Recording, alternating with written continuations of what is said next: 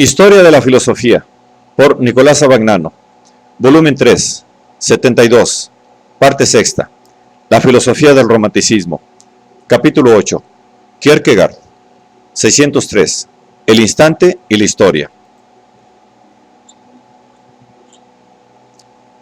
Como ya queda dicho, las migajas de filosofía contienen también la noción que Kierkegaard tiene de la historia. Como dominio de la realidad que deviene, la historia es, en opinión de este filósofo, el dominio de lo posible. El devenir puede incluir en sí una duplicación, esto es, una posibilidad de devenir en el interior del propio devenir. Este segundo devenir es propiamente el lugar de la historia. Se efectúa en virtud de una libertad de acción relativa, que, a su vez, supone una causa dotada de libertad de acción absoluta. En la historia, lo pasado no tiene mayor necesidad que lo futuro. Si el pasado, por el hecho de haberse realizado, se hubiera hecho necesario, lo futuro mismo sería necesario en cuanto a su futura realización. Querer predecir el futuro, profetizar y querer entender la necesidad del pasado son una única y misma cosa, y solo es cuestión de moda si una generación encuentra lo uno más plausible que lo otro. El pasado no es necesario en el momento en que se realiza, no se hace necesario al suceder, esto sería una contradicción, y aún menos se hace necesario en el acto de ser comprendido o interpretado. Si se hiciera necesario en el acto de ser entendido, ganaría lo que su intelección perdería, puesto que esta última entendería otra cosa distinta de lo que es el pasado, y sería una mala intelección. Si el objeto entendido cambia en la intelección, esta última se transforma en error. La conclusión es que la posibilidad, de la cual ha resultado lo posible convertido en real, acompaña siempre a lo real mismo y permanece junto al pasado, aunque, entre tanto, hayan transcurrido miles de años. La verdadera realidad del pasado no es, pues, otra cosa que su misma posibilidad. De ahí viene que el órgano para el conocimiento de la historia sea la fe. La percepción inmediata no puede engañar y no está sujeta a la duda, pero tiene siempre por objeto lo sucedido, no el devenir, y, por tanto, lo presente, no la historia, que es el pasado. La historia exige un órgano que sea conforme a su naturaleza, la cual incluye una doble incertidumbre, en cuanto es la nada del no ser o la destrucción de la posibilidad que ha realizado, y, al mismo tiempo, la destrucción de todas las otras posibilidades que han sido excluidas. Pero esta es precisamente la naturaleza de la fe, ya que la certeza de la fe supone siempre la abolición de una incertidumbre análoga a la del devenir. La fe cree lo que no ve. No cree que la estrella exista, porque esto se ve, sino que cree que la estrella ha sido creada. Lo mismo sucede con cualquier acontecimiento. Lo que ha sucedido es inmediatamente cognoscible, pero no es cognoscible inmediatamente el acto de acaecer. La duplicidad de los hechos acaecidos consiste en haber sucedido y en ser lugar de paso desde la nada y desde una múltiple posibilidad.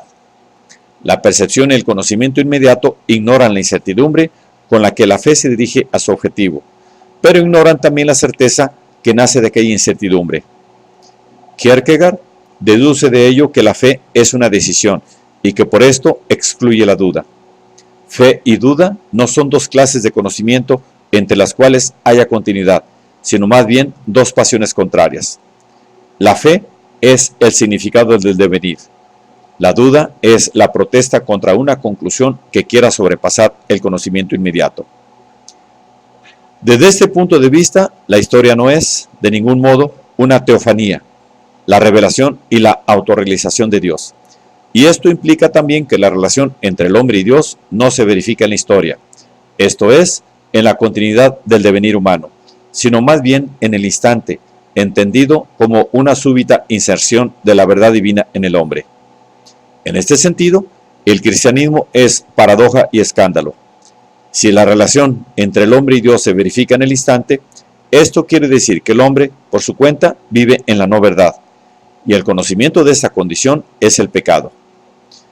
Kierkegaard contrapone el cristianismo así entendido al socratismo, según el cual El hombre, en cambio, vive en la verdad y se trata solamente para él de hacerla explícita, de sacarla fuera mayéuticamente.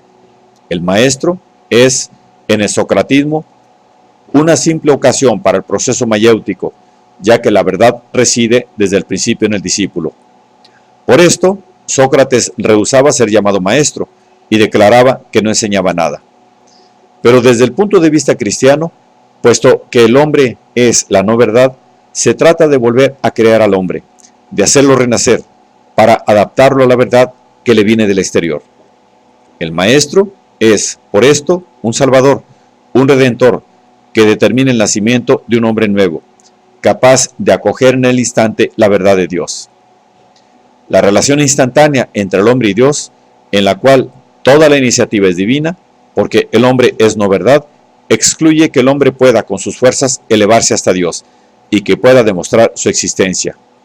Si Dios no existe, dice Kierkegaard, es absolutamente imposible demostrarlo, pero si existe, hacerlo es francamente una locura.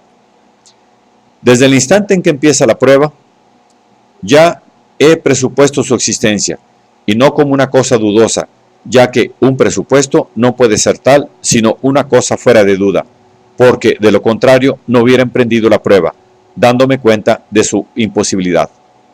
Mientras permanecemos en el terreno de los hechos sensibles y palpables, o en el de las ideas, ninguna deducción puede llegar a la existencia, sino solo partir de ella. No se prueba, por ejemplo, la existencia de una piedra, sino que se prueba solamente que esto que existe es una piedra. El tribunal no prueba la existencia de un criminal, sino que prueba que el acusado, que ciertamente existe, es un criminal. Si se quisiera ascender hasta Dios partiendo de sus actos concretos, esto es, de lo que inmediatamente se percibe en la naturaleza y en la historia, quedaremos siempre en suspenso por el temor de que sucediera algo tan terrible que echara al aire todas las pruebas.